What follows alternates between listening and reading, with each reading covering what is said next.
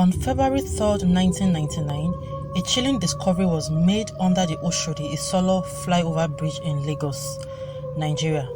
Joseph Bello, returning from a night vigil, stumbled upon a scene that would haunt him for years to come. As Joseph walked home in the early hours of the morning, singing a church hymn, he heard a mysterious voice singing along beneath the bridge. Intrigued, he investigated further, only to be met by a horrifying sight. Inside a makeshift shelter, Joseph found the charred remains of human limbs being roasted over a fire. Shocked and nauseated, he alerted passersby, leading to the unraveling of a gruesome mystery. Before now, the shelter belonged to Clifford, a notorious figure known for his erratic behavior and menacing presence around the flyover. So many people knew him to be a madman living under the said bridge for many years. He was already known for terrorizing people around the flyover, so it is possible that Joseph Bello already knew that a madman lived under the flyover, and I guess that may have played a role in sparking his curiosity as to why the voice of a crying woman was coming from underneath the bridge where the madman Clifford lives. When he got down to take a look to know where the voice was coming from, it was said that he first perceived a burning stench of human flesh, but he still needed to know what was happening. As he began to move closer, he saw a shelter built out of a car tires, and then he noticed that the fire was burning from inside the car tire, almost like something was cooking, and that curiosity in him did not exactly stop because he kept on going to see where the voice was coming from and the reason for the fire at that early hours of the morning, as well as the strong foul smell. When he got into the shelter made out of tires, he peeped into it and noticed that the limbs of a human being were being roasted in the fire. Joseph Bello said he saw a human hand and a human leg being roasted in a fire inside the shelter. He said he almost threw up and had to run back up the bridge and immediately alerted some people who were already passing by to come and see what he had seen. And just like that, more people came down the bridge to see what this young man was saying.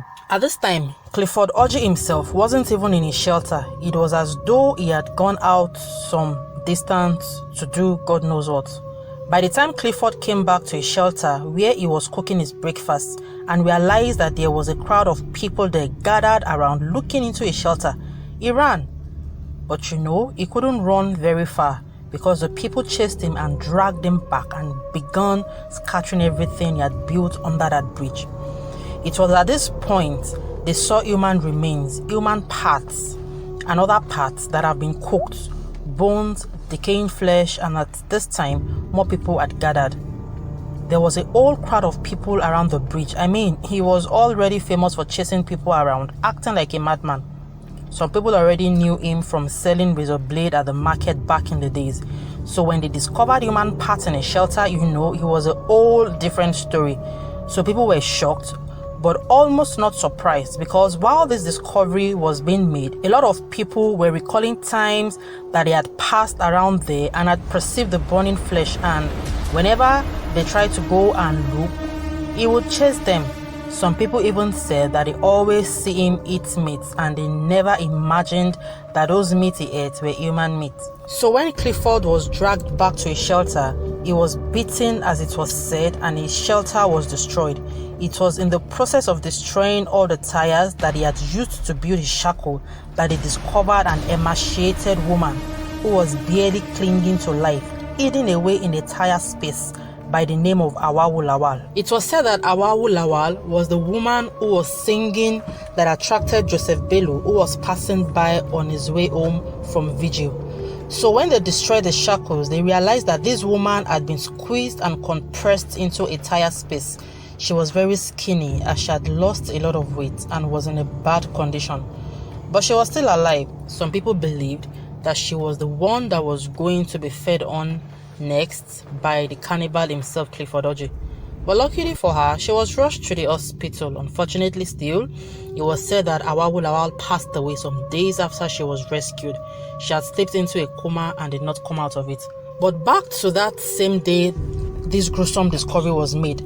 After they had scattered Clifford's shelter and dismantled everything, Clifford had a neighbor, another homeless man who lived under the bridge, but a little far from Clifford.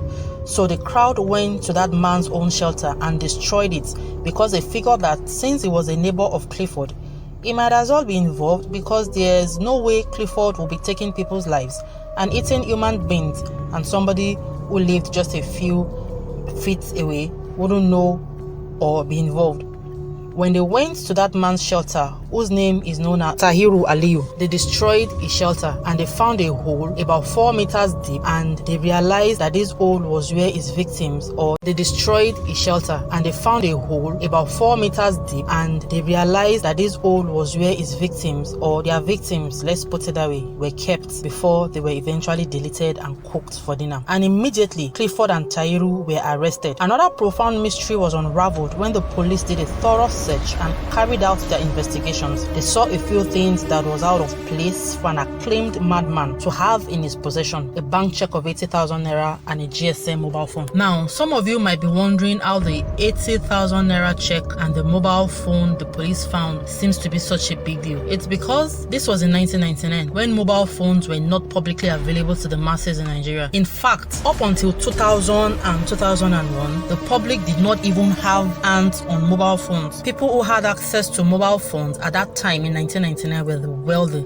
the rich and powerful politicians. Like, you had to be very wealthy to be able to get your hands on a mobile phone. And for them to see such a valuable, expensive gadget in Clifford Oji's possession made the old story change its narrative. It was almost like the police figured out that with the discovery of the bank check and the mobile phone, they realized that they were dealing with more than just the case of cannibalism. It turned out that they might be dealing with more than just 1 to 2 persons, because out of a homeless man who lives under the bridge, who claims to be mad, has a GSM phone at a time when only the very rich had it. How did he get it, and who wrote the check of 80,000 naira to him? Now, let me emphasize that 80,000 naira was a big deal then in 1999 when the dollar exchange rate to naira was somewhere around 85 naira. So to explain the existence of the check and the mobile phone in the shelter of this cannibal flesh eater, it was almost clear that rich and powerful people did come to visit him. It was almost clear that wealthy politicians who have power, money and influence came down under that bridge to see Clifford Oji. Clifford Oji himself said that yes, rich and wealthy people came to see him, and they were the ones who gave him those gifts and those money and the mobile phone. But why were these rich and powerful men coming to see a homeless man who lived under the bridge? Why were they giving him so much money and that's kind of valuable? Before I explain why, let me tell you another thing that was discovered in the search of the victims that Clifford Oji had deleted in the past. There was something about all of these human remains that were dug out from around his shelter. One body part that they did not see in all of the remains that were found was the head of these victims. Even the body parts that had decayed and turned into bones, they could see, but they couldn't find the head or skull attached to the bodies. Although some sources said that there was a particular human head that was found, but it was fresh, and that human head was only identified to be a woman named Eno, who was a trader. I don't know how she got there, but Clifford himself did confess to using diabolic means to cast a spell on his victims on the road, and then they would follow him to a shelter. It was difficult to identify his victims because all his victims, apart from Awawu Lawal, who was saved but eventually passed away in the hospital, and Eno, whose head was recently severed from her body at the time Clifford's shelter was ransacked. So where did the heads go? It's not as if he ate the heads. So where are the heads of these victims? Where are their skulls? What did Clifford do with them? And with this, it's not difficult to connect the dots with the 80,000 naira check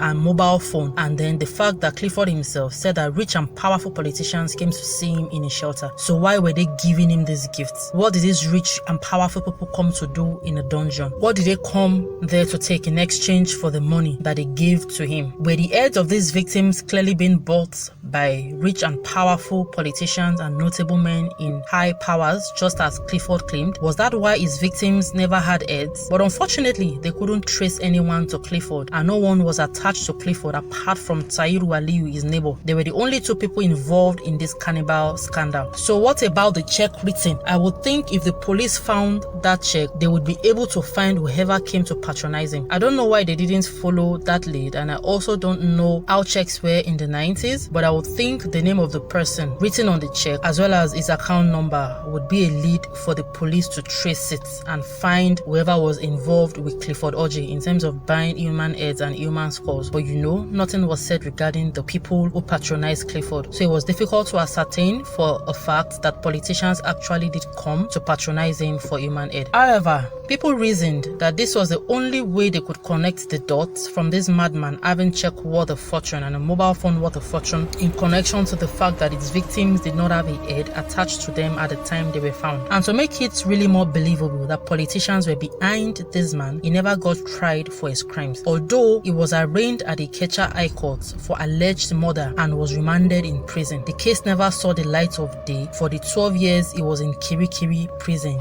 till he passed away. Although the prison authorities stated that they had been unable to have him treated for mental illness which had progressed and he could not be tried when insane. He in turn filed a 1 million naira lawsuit against the Lagos State Attorney General at the time over his continued detention in prison for about 12 years without trial. This lawsuit was dismissed when he passed away in 2012.